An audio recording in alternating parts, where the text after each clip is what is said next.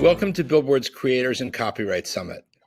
I'm pleased to have with us for our keynote interview Björn Ulvaeus, one of the most successful songwriters of all time, and frontman for ABBA, one of the most successful bands of all time, as well as now, since last year, president of CISAC, the International Confederation of Authors and Composers Societies, which represents 230 collective management organizations in 120 countries. Also with us is Gadi Aran, Chief Executive of CISAC. They stand up for publishers and songwriters worldwide at a very interesting time. Björn, I wanted to start by asking you, you've had an incredible career in ABBA as a songwriter. You're in the process of working on a new ABBA project, which I'll ask you about later. You could be doing anything, writing, singing, relaxing on a yacht. Why did you decide to become president of CISAC last year? Why this organization? Why now? Well, I got involved in a project which is called Session, which is about capturing metadata during the creative process.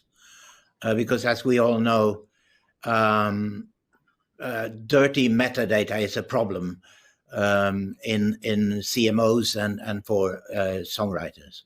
So, and through that, I met with Gadi, and he started pestering me, wouldn't you be the perfect president for CISAC?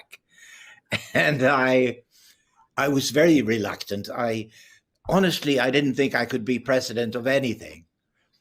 But after a while, I started thinking, I could, with my experience and the fact that I've been doing all kinds of things, everything possible really in the music industry, I thought maybe I could do something, to help songwriters in some small way.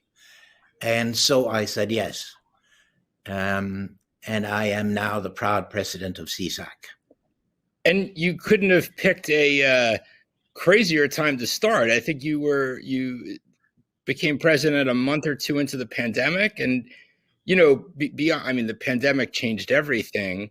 It didn't change songwriting or streaming that much, but it's had a tremendous impact.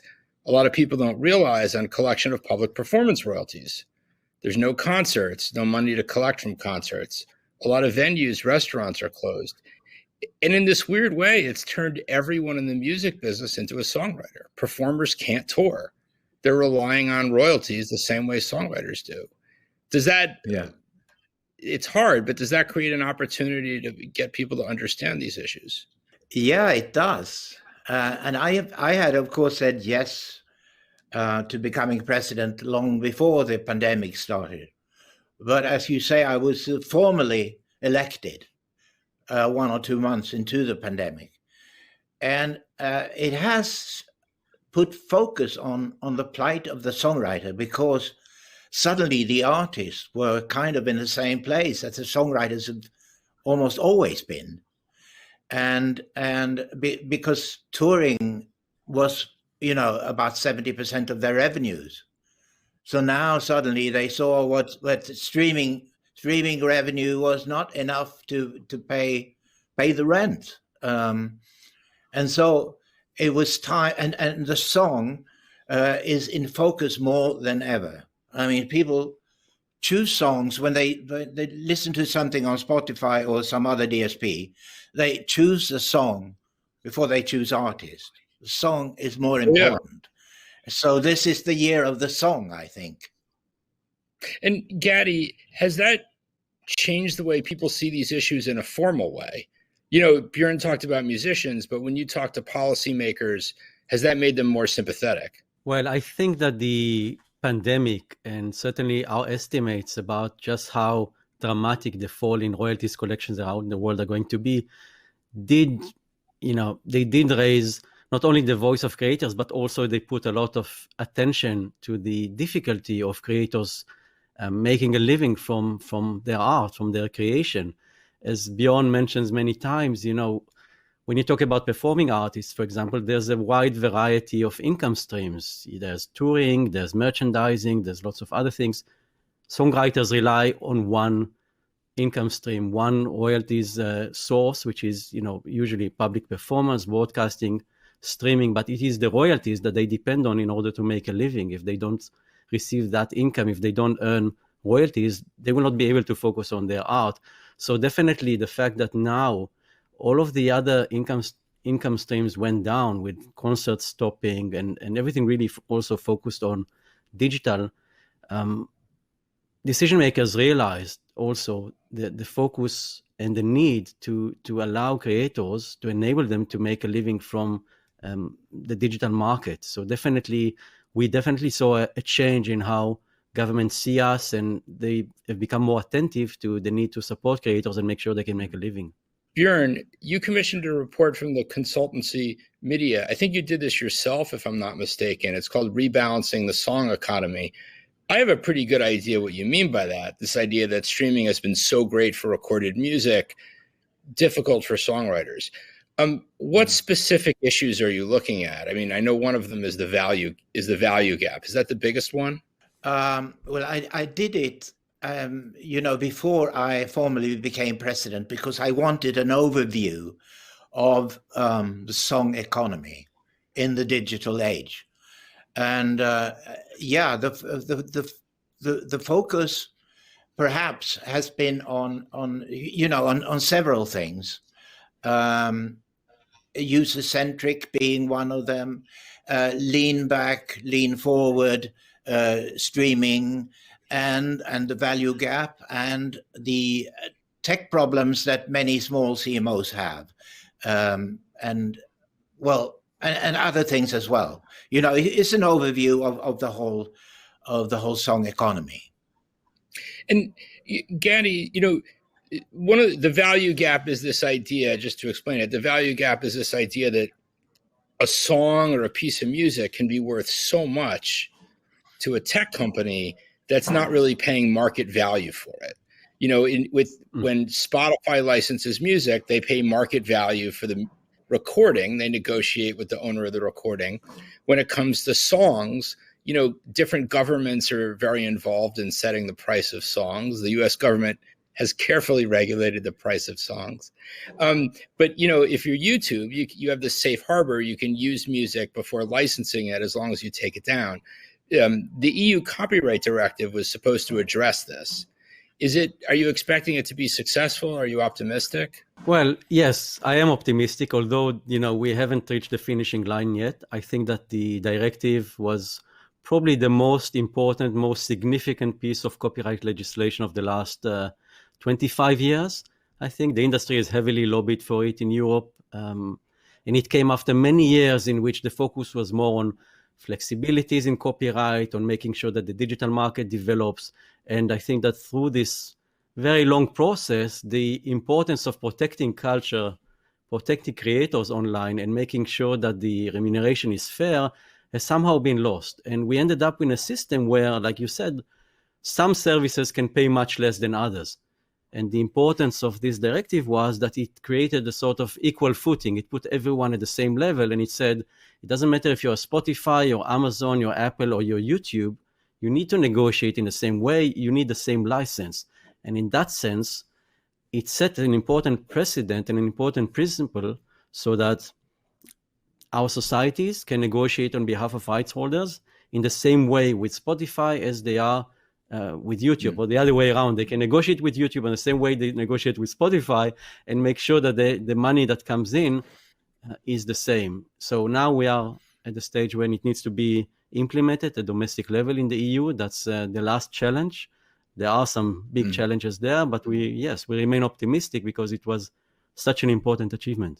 And just so people understand, Article 17 is the particular part of the copyright directive that deals with the value gap.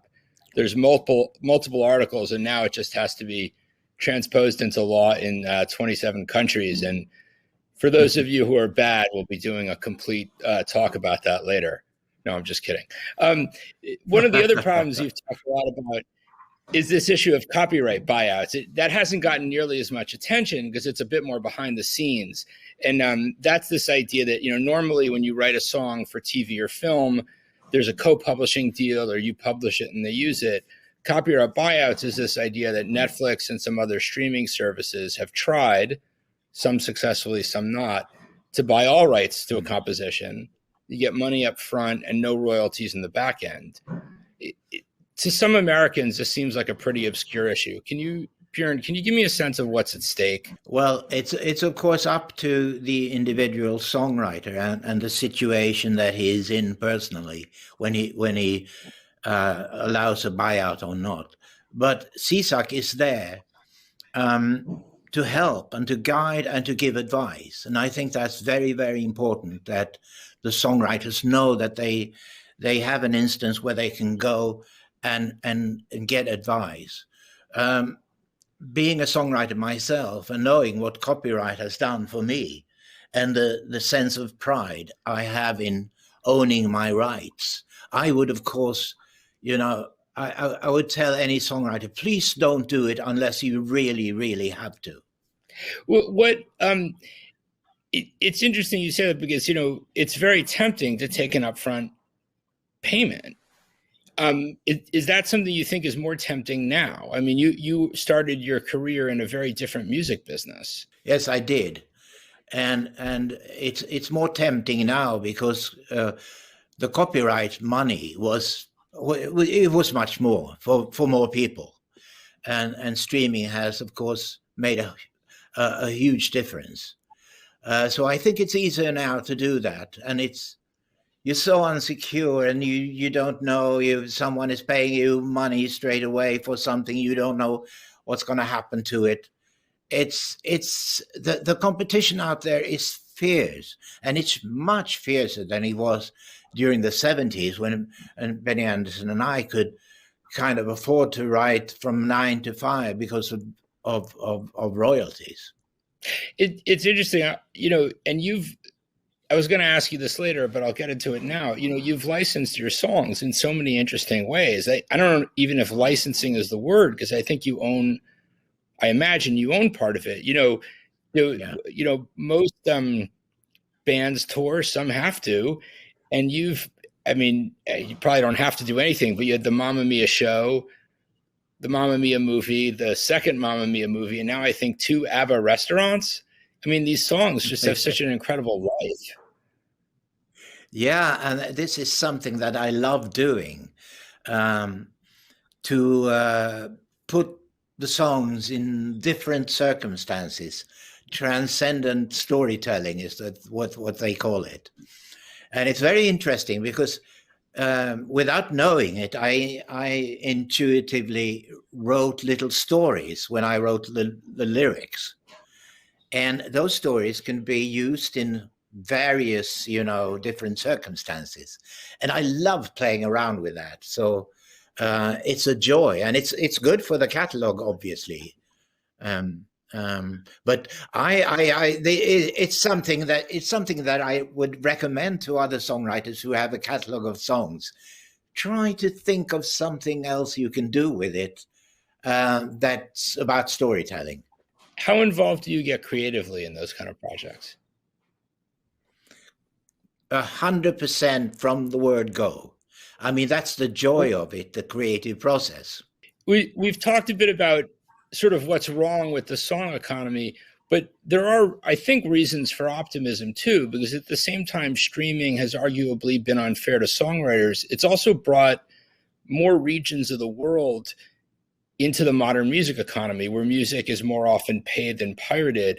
Gadi, can you talk about that a bit? I mean, we're seeing incredible growth in terms of collections in Latin America and Asia as more people come into streaming.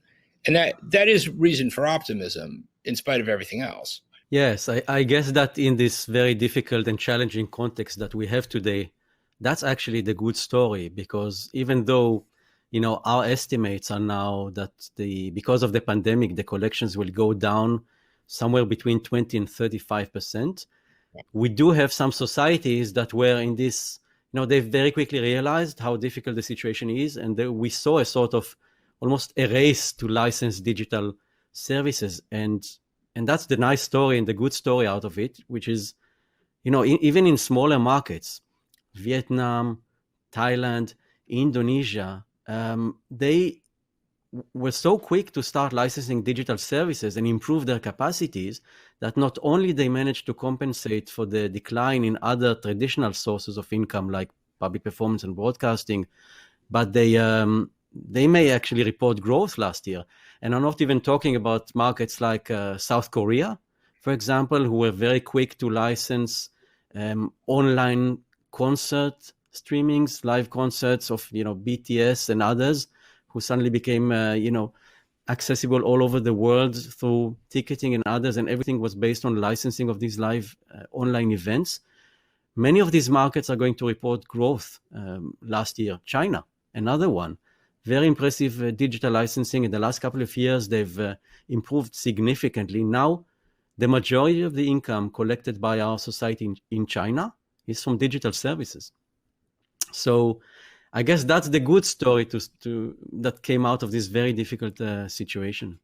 Björn, you said you wrote something interesting that 2021 promises to become the year of the song. How did you mean that? Do you mean that this is the year you want to see sort of problems addressed, or this is the time that people realize the value of what you're doing, or some mix of the two? I think there's a debate going on both sides of the Atlantic about that the song is arguably the most valuable asset that the music industry has, and so the songwriter should be treated accordingly, not being in the periphery but at the center. And I think I see that happening in America as well as Europe. And I think that there will be a rebound, of course, of live, maybe already this summer, but definitely this autumn. And there will be performance royalties again coming in. The other thing I was interested in, you've done a lot of things. You're a songwriter, you're a performer, you're involved in these other projects creatively. You could as easily work with a coalition of recording artists as you could with a coalition of songwriters. I've always gotten the sense that you think of yourself as a songwriter who performs, not a performer who writes songs. Is that true? And why, if I can ask? It's interesting. That's true. Songwriter first and foremost. But Benny and I, we're not, very good singers. Benny is a fantastic musician, but we decided early on that if we are to form this group, we met these girls who happened to be singers, and we were two couples, and it took 2 years until we realized we could be a group, and Benny and I could easily have become songwriters and producers and musicians for the two girls, but we decided to be part of the package, and that was a tremendously important decision, I think. And that's one thing that I've been thinking about, that labels or publishers should try and put together great performers with great songwriters and make them teams, and make and see it in the long term, and have them develop as we did, as the Beatles did. I mean, you don't see that anymore, and that's it's a good idea, I think, to pair up good songwriters with good artists. It's interesting. Before we started recording, we were talking a bit about when pop started, and you talked a bit about the Brill Building. And one of the interesting things is the Brill Building was a time when you had professional writers working with professional performers, and that changed pretty quickly over the next 5 or 10 years. You had most singers were writing their own material. Then you had the rise of the singer-songwriter. Now, of course, it's going back in the other direction, and pop has now become mostly, once again, as it was, professional songwriters working for or with professional performers. How has that changed things? Well, I suspect there will be a wave coming back with the songwriter being part of the group, as happened with the British invasion by the Beatles. I mean, if there's one group that really makes it in the near future, a lot of them will follow. That's interesting. And Also, the other thing that's interesting, I'm curious how this affects things is, when you were doing a lot of your writing, most people worked with one other person, two other people. Now you have 5 or 10 names on a song. That affects the economics too. It does, and it affects the method of songwriting as well. You become a specialist in certain areas. You're a top liner. You make beats. You do something else. Soon you'll have people who are experts on writing bridges of songs, and that's not the kind of songwriting that's interesting. I think personally, I think when you write a song, you write the whole thing. Two people perhaps, but if you're 5, it's dangerously close to becoming a product. I'm not saying that it does, but sometimes the most fabulous songs come out of that. But when you're 10, it tends to become a product. Interesting.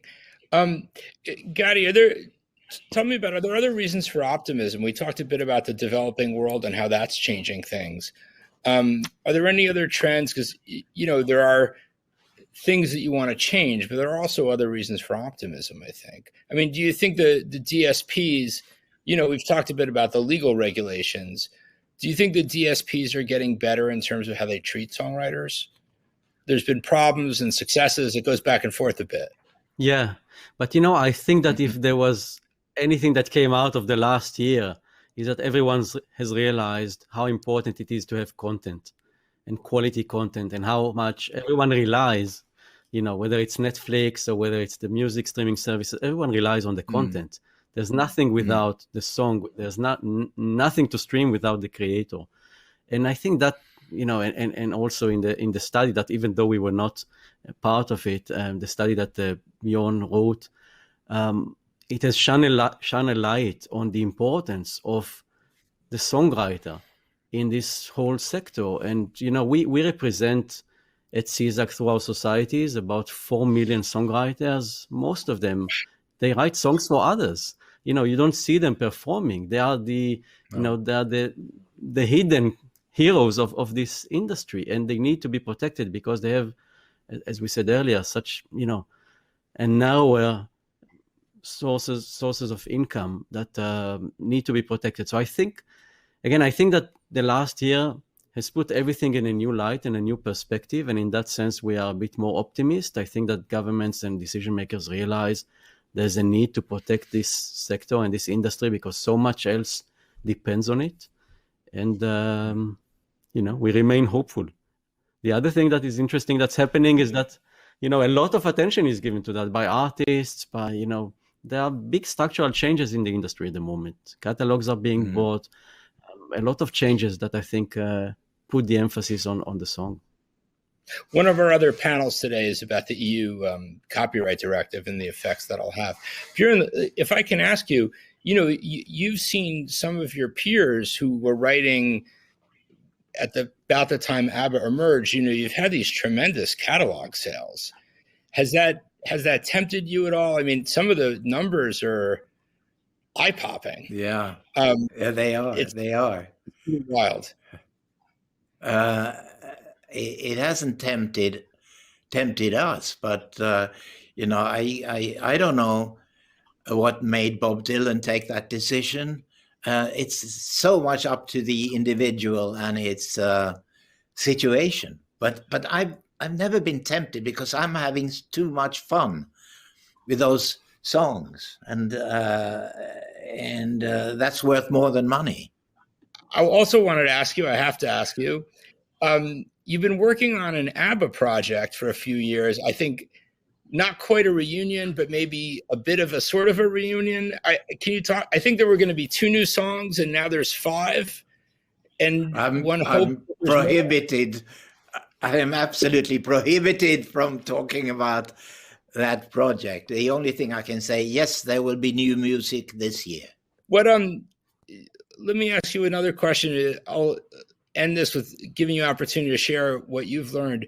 What advice do you give younger songwriters? You talked about being reluctant to do copyright buyouts. What other wisdom would you share with people who are starting out in the business?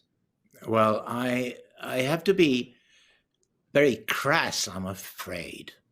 You have to monetize. You have to see where you can earn money so that you can afford to become good as a songwriter. To buy you time to become good at your craft. And young songwriters today have to be entrepreneurs, and they have to monetize anything that they can. I heard this from a young songwriter, and I understand exactly what she means. Because when Benny Andersson and I, before we had won the Eurovision Song Contest and had the hit with Waterloo, we were running around in a rat race, much like they're doing today. They're producing this artist and that, and writing songs for that one, and going on tour in different constellations just to pay the rent. And this is what they have to do. And then when you have a bit of a catalog behind you, you can afford just to write songs, which is probably what you most of all would like to do, and not drive Ubers at night. Well, there's one great thing you said: you need time to become good as a songwriter. And when did you realize you were good as a songwriter? You have to realize in most of the world outside Sweden, ABBA was never a little band. They sort of arrived as a superstar. When did you know that you were like, okay, this is really going to work? I would say that we had a feeling of potential even before ABBA, but it was with ABBA as, that was the vessel that our songwriting could flow through. And and when we suddenly could afford just to write from 9 to 5 every day, there would be weeks when nothing good came up, but we knew in the end something will. And we threw away, I would say, 95% of everything we wrote.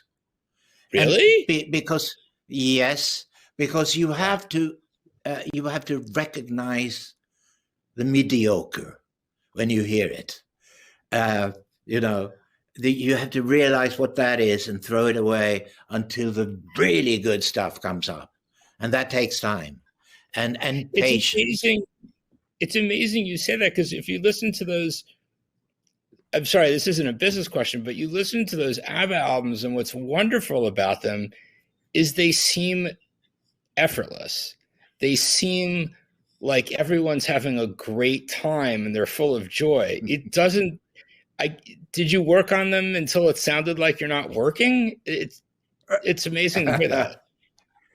That's a very good question, because yes, there were, weeks when we didn't come up with anything, and we'd meet in the morning and start hammering away again. But then something good would come, and we would get such a kick out of that was worth it. And the same thing in the studio. We just worked hard because we knew that if you do that, sooner or later you will get that kick.